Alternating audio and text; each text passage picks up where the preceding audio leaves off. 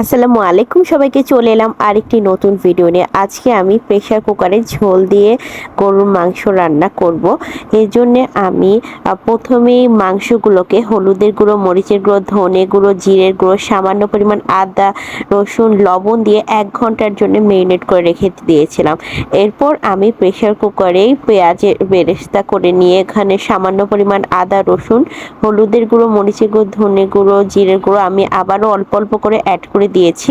দিয়ে আমি সেই মাখিয়ে রাখা গরুর মাংসগুলোকে আমি দিয়ে ভালো করে কষিয়ে নিচ্ছি। এখানে আমি আর কোনো রকম পানি অ্যাড করব না।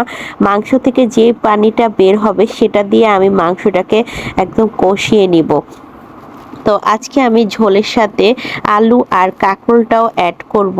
আর যখনই দেখব যে মাংসটা খুব ভালোভাবে কষিয়ে উপরে তেলটা ভালো করে ভেসে উঠেছে, আমি ঠিক তখনই আমি সেই কেটে ধুয়ে রাখা কাঁকরোল আর আলুটাও অ্যাড করে দিব। আর এটাকেও আমি কষিয়ে নিচ্ছি।